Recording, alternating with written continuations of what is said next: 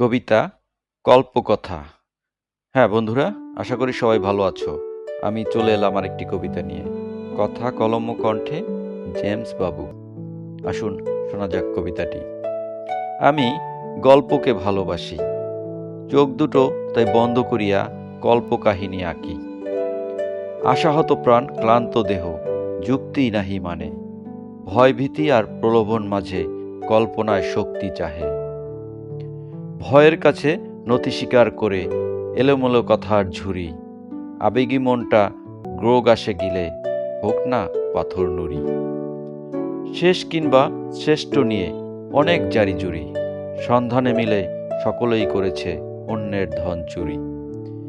বিজ্ঞানের দানে তুষ্ট নই আমি, অসীম সুখের আশায়, সুচতুর বানে পণ্ডিটোপে ভণ্ডরা অন্ধ না চায়।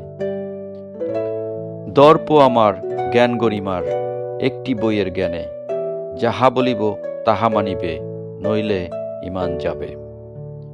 বিজ্ঞানকে তাই অস্বীকার করিয়া অজ্ঞানের কথায় ভ্রমি, সময়ের ব্যবধান না বুঝিয়া জীবনের মিল খুঁজি। সরলতার মাঝে গরলতা এনে ব্যবধান গড়ে তুলি, নির্বিকারে আওড়ে চলি তোতা পাখির মতো বলি। কালো কাপড় আজ সঙ্গী আমার মনের অন্তরালে, বন্দি আমি সন্দিহীনে দ্বন্দ্ব ক্ষণে ক্ষণে। প্রশ্ন হলো, মহান কেন পূজায় আমায় ডাকেন? সৃজনকারী কে বা কজন, কোথায় তিনি থাকেন? উত্তর হলো, কাফের তুমি প্রশ্ন কেন করো? কল্পকথার গল্প বলি, মন দিয়ে তা শোনো। ধন্যবাদ বন্ধুরা। কবিতাটি ভালো লাগলে লাইক, শেয়ার, সাবস্ক্রাইব করতে ভুলে যাবেন না।